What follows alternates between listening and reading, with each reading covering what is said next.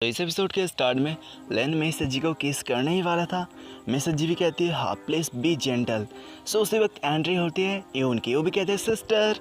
सो उसके बाद वो ऐसी हालत में देखती है लिन को और मिसेस जी को। देखने के बाद कहते लगता है मैं गलत टाइम पे आ चुका हूँ, लगता है मुझे बात में आना चाहिए। उसके बाद से जाने लगती है।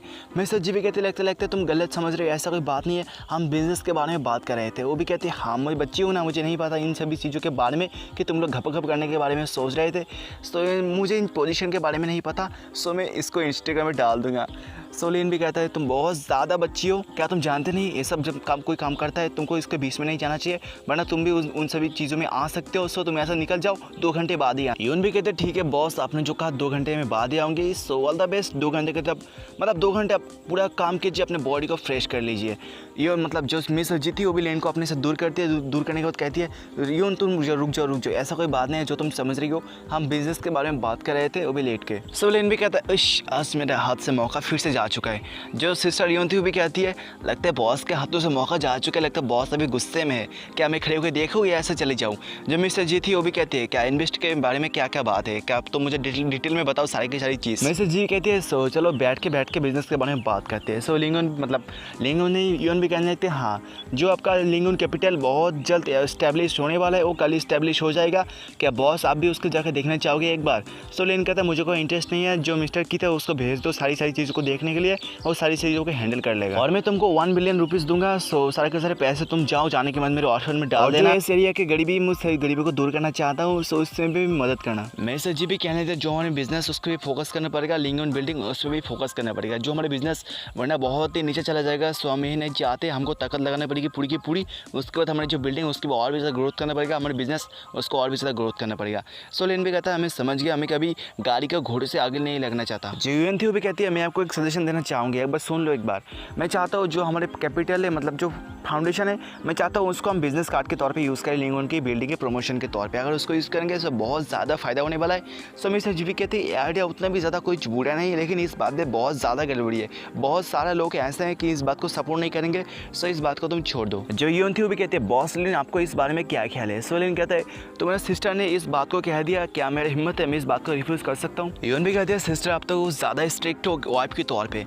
उसके बाद तो कहती है जो सिस्टर की सारी चीज़ बहुत ही स्मूथली चल रही है, और आपने जो कहा था मिसेस जी को 100 मिलियन डोनेट करने के लिए मतलब डालने के लिए, वो भी डाल दिया, लेकिन उनको कभी शक नहीं हुआ। सोलिन भी कहते हैं हाँ मेरा प्लान बहुत ज़्यादा परफेक्ट है, क्या जो सिस्को था उसको कुछ मूवमेंट हो रहा है। सो भी कहते हैं बड़ा मूवमेंट हो रहा है, जो सिस्को के पास 5 बेस्ट चिप्स आ चुका है, जिसके बाद उसका जो पावर था वो 30% और भी ज़्यादा इंक्रीज हो चुका है, और जो सारे के सारे डिलीवरी होने वाला है ना वो 3 महीने बाद होने वाला है। सोलिन कहते हैं बहुत टाइम है, मैं इन सभी बातों का वेट नहीं कर सकता, तुम मुझे बताओ इन सारी चीज़ों का कौन ध्यान रखे, मतलब इसका मैनेजर कौन है। सो भी कहती है हाँ ये मैनेजर, उसका फोटो दिखाती है, कहती है कुछ दिन पहले इंग्लैंड से आया है, इसकी बहन भी इंग्लैंड में स्कूल में पढ़ती है। लेकिन कहने लगता है तुम्हें पास बहुत दिमाग है, क्या तुम इन्वेस्टिगेशन डिपार्टमेंट में जाना चाहती हो। वो भी कहती है मुझे कोई शौक नहीं है।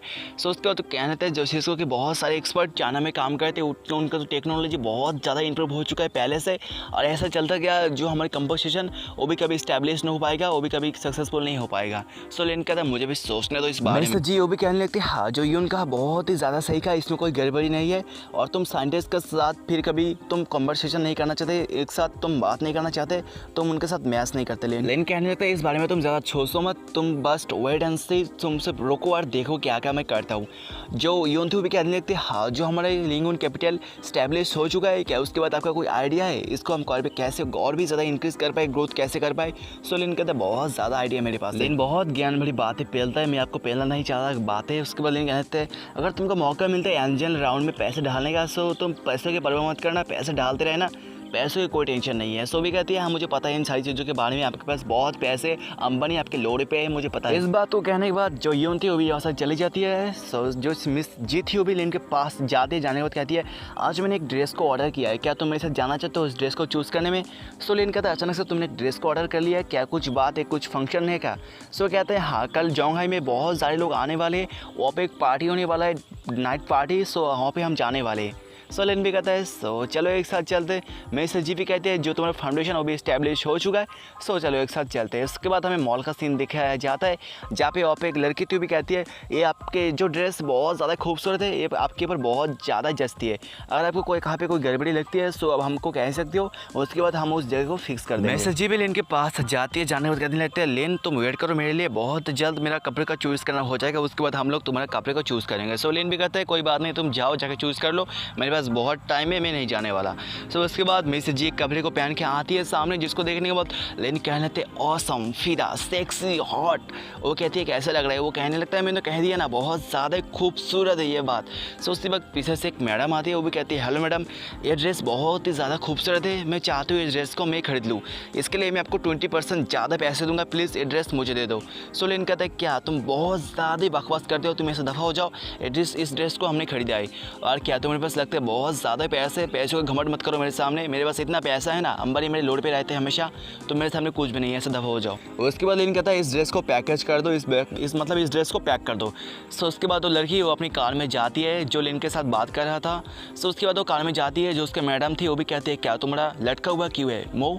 वो कहती है बहुत ज़्यादा बुरा हो चुका है, अब मैं स्टोर में गया था, स्टोर में जाने के बाद मुझे एक ड्रेस बहुत ही अच्छा लगा आपके लिए, सो इस ड्रेस को मैं खरीदना चाहता था, लेकिन वहाँ पर एक लड़का था बहुत ही बदतमीज़ और मेरे साथ अच्छे से बात नहीं करना चाहता था। उसने कहा इस ड्रेस आपके ऊपर नहीं बनने वाला, इतना ज़्यादा खास नहीं होने वाला, ये ड्रेस उसके गर्लफ्रेंड के ऊपर बहुत ज़्यादा अच्छी जचती है, लेकिन मैंने कहा था मैं उसको 20% एक्स्ट्रा पैसे दूंगा, लेकिन वो बात फिर से नहीं माना। सो मुझे गुस्सा आ गया, सो इसलिए मैं गुस्से में हूँ। वो कहती है इसमें इतना गुस्सा करने वाली बात नहीं है, और छोटा सा लड़का है, इसमें कोई बात नहीं है, इसको छोड़ दो ऐसे ही। उसके बाद लेन के घर का सीन दिखाया जाता है जहाँ पे मिरर के सामने आईना के सामने मिसेस जी अपने कपड़े को चूज़ कर रही थी, कहने थे देखो लेन इस ईयरिंग के साथ ये ड्रेस बहुत ज़्यादा ही मैच करता है। सोलिन भी कहने थे हाँ बहुत ज़्यादा मैच करता है, मेरा एनाकोंडा बहुत दिनों से खाना नहीं खाया, पानी नहीं पिया, क्या तुम उसको पानी पिलाना चाहोगे। सो मिसेस जी भी कहती है क्या क्या फालतू की बातें करना छोड़ दो। सोलिन इसके बाद उसको चूमने लगता है कंधों पे, उसके बहुत जगह पे चूमता है, कहने लगता है मेरा एनाकोंडा बहुत ज़्यादा ही भूखा है, बहुत ज़्यादा ही प्यासा है, मैं चाहता हूँ तुम उसको पानी पिला दो। उसके बाद लेन इसको कपड़े को खोलने लगता है, पीछे के जो चेन था उसको खोल देता है कपड़े का। उसके बाद लेन कहने लगता है आज लगता है मेरा एनाकोंडा बहुत ज़्यादा प्यासा था, लगता है अब आज उसके प्यास बुझने वाली है, आज उसको गुफा मिलने वाला है जिसके पास बहुत पानी है, लगता है आज मेरे एनाकोंडा के मौज होने वाले। और यहाँ पर इस एपिसोड का भी एंड हो जाता है। क्या नेक्स्ट एपिसोड में देखने के लिए मिल जाएगा लेन के एनाकोंडा को क्या पानी मिलता है खाने के लिए, पीने के लिए, वो तो पता चलेगा नेक्स्ट एपिसोड में। एपिसोड बहुत ज़्यादा इंटरेस्टिंग था, सो इसको आखिरी तक देख चुके हो, सो लाइक करना, कमेंट करना, शेयर करना वीडियो को और भी ज़्यादा। सो मिलते हैं अगले एपिसोड में, तब तक के लिए बाय बाय।